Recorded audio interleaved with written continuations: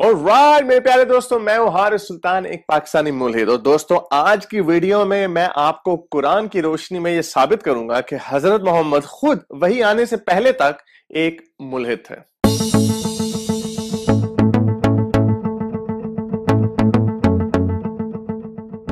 चलें देखते हैं सूरह अशूरा की 52वीं आयत। और इस तरह हमने आपकी तरफ अपने हुक्म से रूह को उतारा है।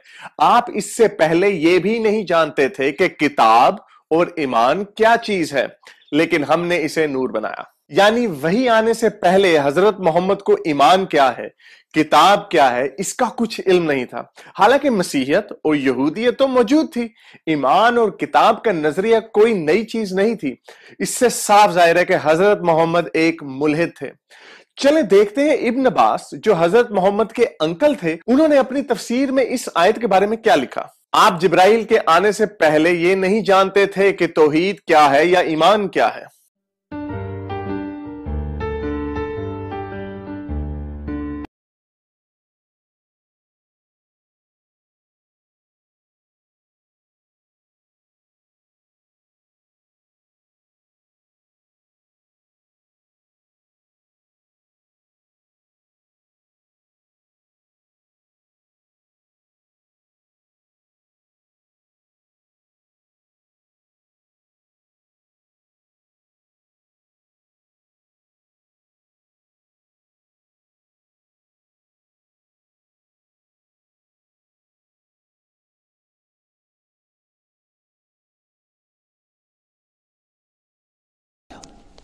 वकज़ालिका औहयना इलैका रूहम मिन अम्रिना, इसी तरह हमने वही की है ए नबी आपके जानिब अपने अम्र में से एक रूह। अब यहां वही को फिर रूह कहा है, रूह मिन अम्र।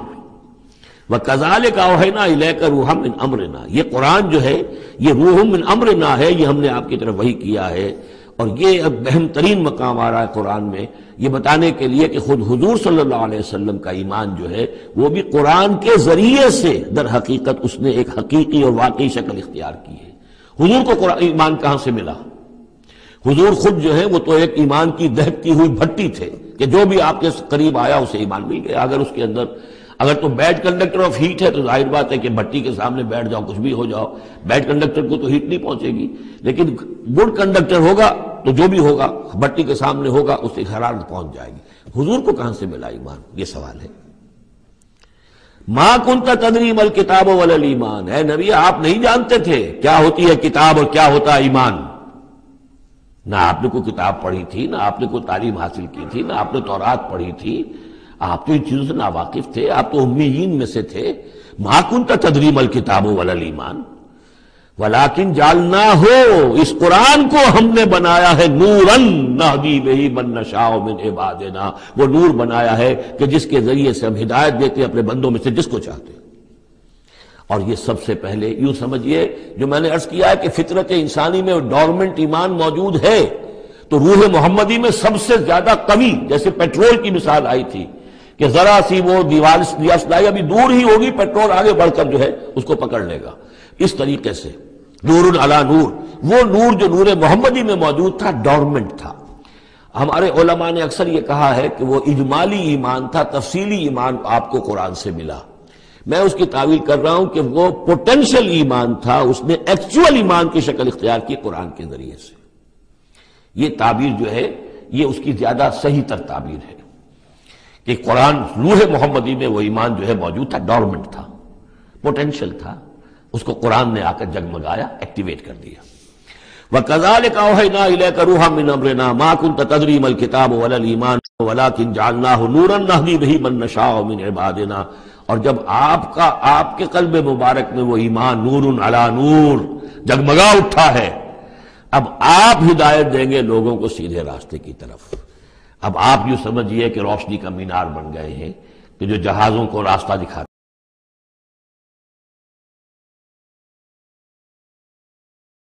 चलें, ये तो कुरान की सिर्फ एक आयत है, कुछ दूसरी आयतों को भी देखते हैं।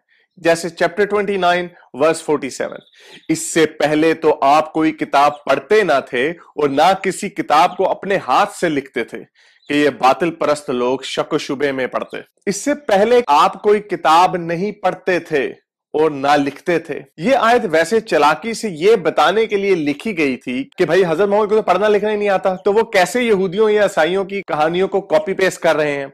इससे ये साबित होता है कि ये आयतें अल्लाह की तरफ से आ रही हैं, क्योंकि हजरत मोहम्मद को तो मजहबी किताबों का कोई इल्म ही नहीं है।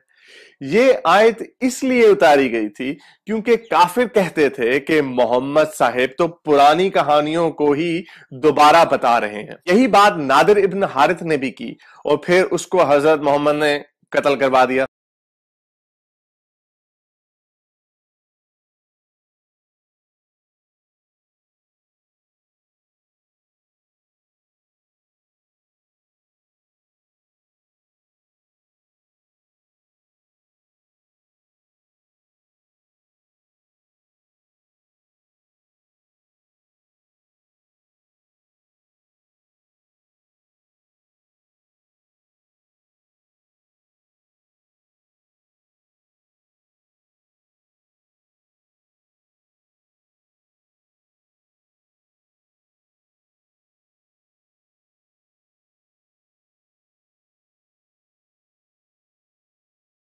एक बात इससे ये पता चलती है कि हजरत मोहम्मद इंजील या तौरा नहीं पढ़ते थे।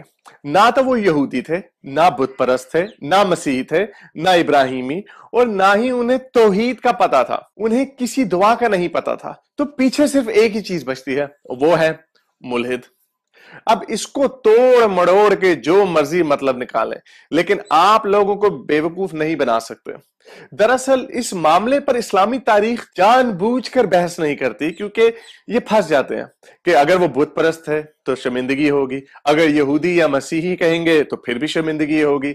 इसलिए अक्सर ढके छुपे अल्फाज में यह कह दिया जाता है कि वो इब्राहिम को मानते थे या एक खुदा को मानते थे, लेकिन इसका कोई सबूत नहीं मिलता। जैसा कि कुरान खुद कह रहा है कि हजरत मोहम्मद को तो ईमान या तौहीद का पता ही नहीं था, और ईमान से मुराद इब्न अब्बास ने कहा है तौहीद है। चले कुरान की चैप्टर 93 वर्स 7 को देखते हैं। और तुझे राह भूले पाके हिदायत नहीं दी। राह भूलने का मतलब सड़क पर रास्ता भूल जाना नहीं है, बल्कि ईमान की राह पर लाना है। जैसे इब्न अब्बास की तफसीर कहती है, ओ मोहम्मद तुम गुमराह लोगों में भटक रहे थे, फिर क्या अल्लाह ने तुम्हें नबी बनाकर सही रास्ते पर नहीं डाला? आगे से हजरत मोहम्मद ने अब्दुल्ला गोंदल की तरह कहा, बिल्कुल बिल्कुल। तो दोस्तों इन तीनों आयतों या कम से कम दो आयतों से साफ साफ जाहिर है कि हजरत मोहम्मद पहले भटके हुए थे। उन्हें तौहीद, ईमान या मजहबी किताबों का कुछ इल्म नहीं था। ना तो वो इब्राहिमी थे, ना यहूदी थे, ना मसीह थे, और ना ही बुत परस्त। वो सिर्फ एक मुल्हिद थे। जी हाँ, मेरी तरह और पाकिस्तान में बढ़ती हुई तादाद वाले मुल्हिदों की तरह हजरत मोहम्मद भी मुल्हिद थे।